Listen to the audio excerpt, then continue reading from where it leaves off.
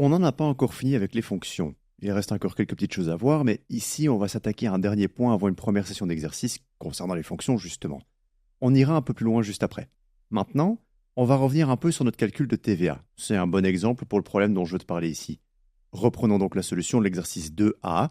La solution en elle-même cherche à calculer un montant TVAC sur base d'un montant HTVA et d'un taux de TVA. C'est très simple, à la fin, on imprime juste la solution du calcul.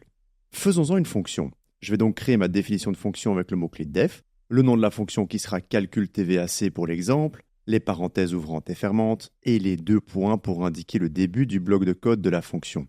Ensuite, je passerai à la ligne et je fais bien attention à avoir une indentation pour toutes les lignes qui feront part de ce bloc de code dans la fonction.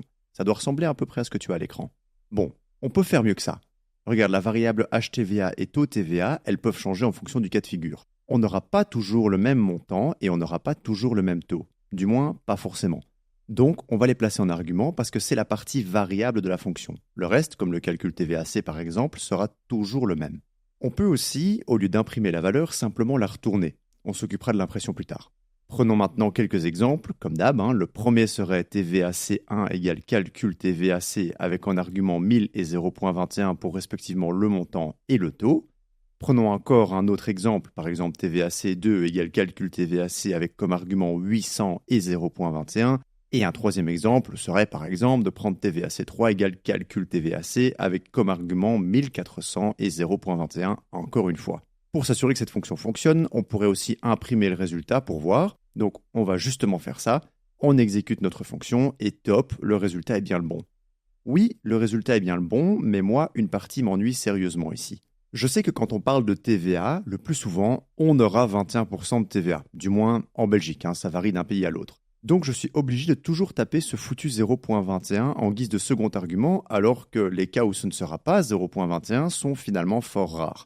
Mais ils existent malgré tout. Je pourrais très bien avoir un dernier exemple TVAC4 qui serait égal à calcul TVAC avec comme argument 1400 et 0.06 par exemple. Mais imagine 2 secondes avoir des milliers de calculs de ce genre. Taper 0.21 une écrasante majorité de fois, franchement c'est relou. Donc, une fonctionnalité en Python a été pensée pour ce genre de soucis. Imagine pouvoir dire que tu n'entres pas le second argument si c'est 0.21, comme si c'était une valeur par défaut, pas besoin de la donner. Eh bien, tu peux faire exactement ça en disant dans la définition de ta fonction que taux TVA égale 0.21 justement.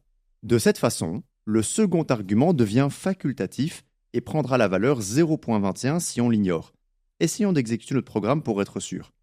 Top, on a évidemment la bonne réponse. La beauté de la chose, c'est que je peux quand même entrer le second argument si je ne veux pas 0.21 par exemple. Autrement dit, je peux toujours faire appel à TVAC4 qui serait toujours égal à calcul TVAC avec un argument 1400 et 0.06 en guise de taux. Pour vérifier, on peut tranquillement imprimer TVAC4 et exécuter le code pour voir notre nouvelle valeur s'afficher en console. Idéal. Maintenant, on ne doit plus s'ennuyer à taper des arguments qui se répètent non-stop. Parce que franchement, c'est vite lourd. Note par contre que des arguments par défaut, tu en mets autant que tu veux. T'es pas limité à un. Par contre, tu es obligé de tous les placer en dernier. Par exemple, commencer par un argument par défaut et avoir un argument pas par défaut juste après, c'est pas bon. Tous les arguments par défaut doivent être les derniers arguments de la fonction. Et tu peux sans stress commencer par un argument par défaut, à condition de n'avoir aucun argument pas par défaut. Et voilà, c'est aussi simple que ça. Que dirais-tu de faire quelques exercices pour se mettre un peu plus dans le bain? Allez, je te retrouve pour la suite dès que t'es prêt. Du coup, bisous, à plus.